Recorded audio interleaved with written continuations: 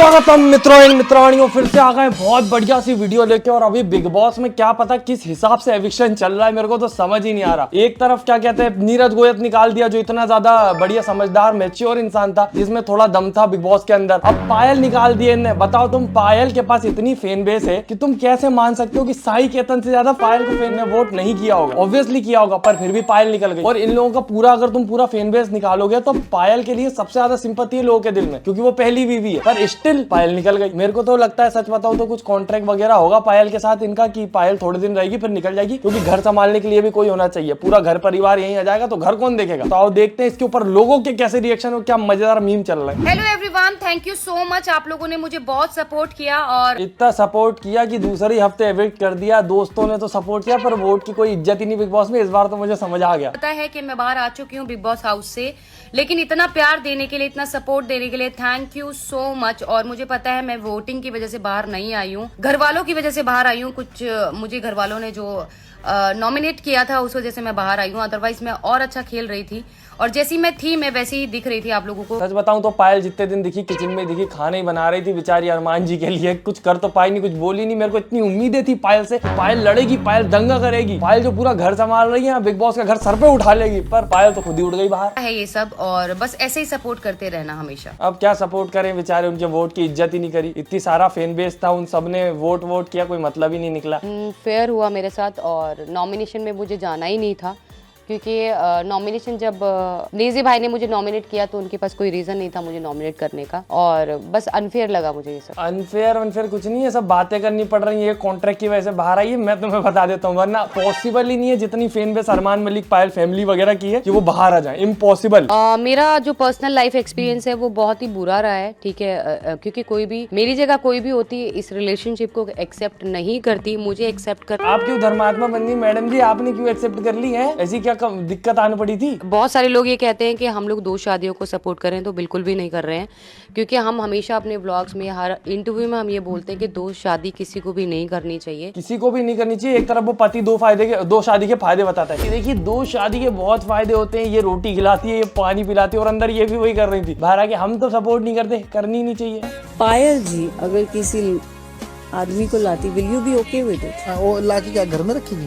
But tell me, will you be okay with it? नहीं, घर में थोड़ी रखेगी, छत पे रखेगी। छत पे टेंट बना के रहेंगे बेचारे। जवाब थोड़ी है। नहीं जवाब दो, देखो पायल आप ला सकते हैं। जवाब ही नहीं है। दो शादी तुमने क्यों करी? कोई जवाब नहीं है, तो लाजवाब काम करा है मैंने, और वो कर लेगी तो इसका तो कोई जवाब ही नहीं है। इसका तो हो ही नहीं सकता, ये तो पॉसिबल ही नहीं है। एक्सेप्ट कर ले, मैं नहीं करता, बात खत्म। अगर वो नहीं एक्सेप्ट करते तो आप नहीं करते? नहीं करता।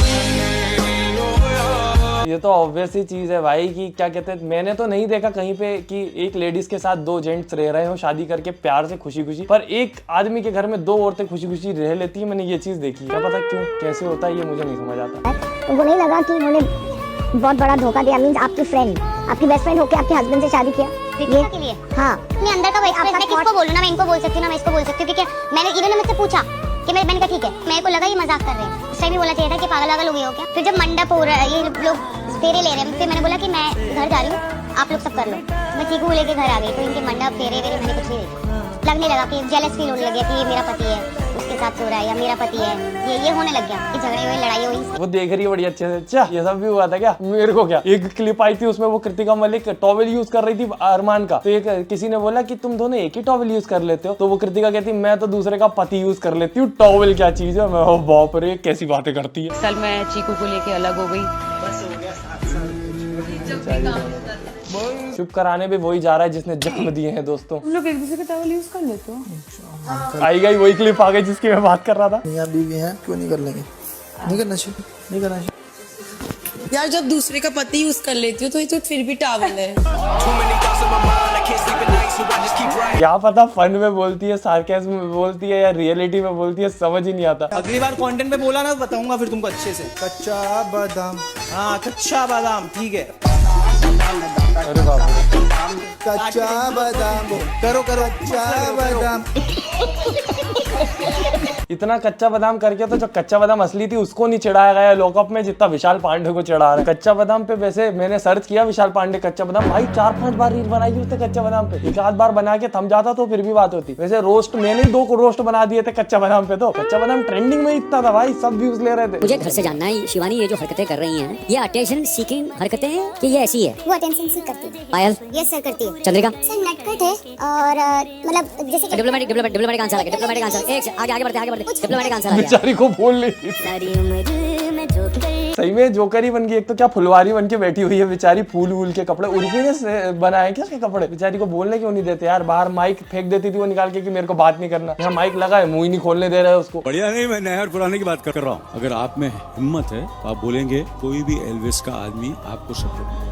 चलो देखते हैं। आप में अगर हिम्मत है तो आप अपनी पुत्री को उठाइए, क्या नाम था उसका, सोनम कपूर को, जो कि हर कुछ और कुछ बोलती है इंटरव्यू में जाके, बकवास करती रहती है, और उससे बोलिए कि मैं कभी भी अपने पति का पैसा और बाप का नेपोटिज्म यूज नहीं करूंगी बॉलीवुड में। कुत्ता भी नहीं पूछेगा उसको, कुत्ता तो अभी भी नहीं पूछता होगा, नक्चड़ी जितती है वो। भाई तुम सोचो पूरा सपोर्ट वपोर्ट सब लगाने के बावजूद भी ऑडियंस को कभी पसंद ही नहीं आई सोनम कपूर। तब वो चढ़ रहा है कि यार कटारिया को कैसे पसंद कर रहे हैं एल्विस की ऑडियंस, ये तो गलत बात है। चलो देखते क्या होता है। Wake up to reality. उसका कमेंट सेक्शन भर दिया पूरा का पूरा। ये लोग कुछ नहीं ऐसी हरकतें करके कटारिया को कट्टर फैन बेस जरूर दे देंगे। जो थोड़े बहुत लोग होंगे ना जो सोच रहे होंगे कि सपोर्ट करे कि न करें एल्विस का दोस्त को, अब वो करेंगे यार ये तो कॉर्नर कर रहे हैं बेचारे को, अब तो कटारिया फॉर विन।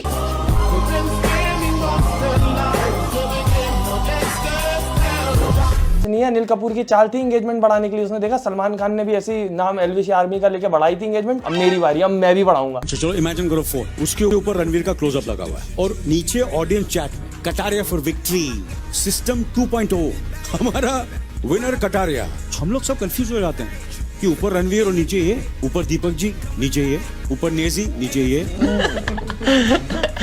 चल यार अभी पता लगा वो बोलेगा कि ऊपर विनिंग की ट्रॉफी के साथ ये और बाकी नीचे सारी के सारी। कोई भरोसा नहीं है कटारिया जीत भी जाता। वाइल्ड कार्ड ही एंट्री है जो कि थोड़ा मुद्दा खड़ा कर सकती है कि कौन जीतेगा। बाकी अभी तो कटारिया के अगेंस्ट में मुझे लग नहीं रहा कोई जितना कट्टर फैन बेस एल्विस यादव का भयंकर तरीके से सपोर्ट कर रहा है। हमारे अनिल कपूर जी ने कटारिया को खड़ा करके बुलवाया कि आप एल्विस आर्मी तभी सपोर्ट करें जो आप दिखाओगे आपके कंटेंट में। मैं बिग बॉस के अंदर था, पीछे से इन लोगों ने खूब जोर लगाया, एल्विस आर्मी ने पूरा जोर लगाया तो मैं जीत गया। 4 पीपल आर वर्किंग टुगेदर, तो बहुत सारी चीजें उनकी सेम होंगी। थैंक यू बोलना चाहूंगा एल्विस आर्मी ने लटे रखे मार्केट में। और भी कई चीज मैं देख रहा था भाई कि कमेंट भरती है। हम चाहे ना चाहे we are brought up like this कि हम भाईचारा निभाएं और अपनी दोस्ती निभाएं। हमें चीज सिखाई नहीं कि कोई जना अगर कहीं जा रहा हो उसको सपोर्ट ना करें, अपने में से अगर कोई जाए तो प्रेयर करेंगे यही कि कटारिया भाई साहब हमारे जीते और ट्रॉफी हमारे बीच में है, एक और ट्रॉफी।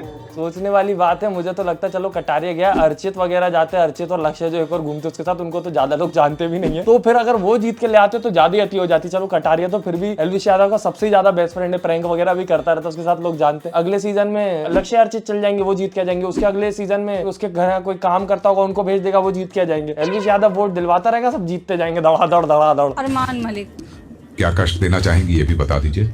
इस घर से चले जाएं। ये अधिकार दर्शकों के पास है, आपके पास नहीं। कुछ और छीनिए। दोनों पत्नियों से अपनी बात बिल्कुल भी ना करें। उसके पर्सनल घर में घुसना चाहती है वो कि तुम बीवियों से बात मत करो, मैं तुम्हारी सासू हूँ। और दोस्तों मैं तो आपका दोस्त हूँ, आप मेरी वीडियो तो लाइक कर दो, कम से कम वीडियो लाइक करो, फेवरेट पार्ट कमेंट करो, चैनल सब्सक्राइब करो। बाकी हम मिलते हैं अगली वीडियो में। Tata bye bye, good night, धन्यवाद।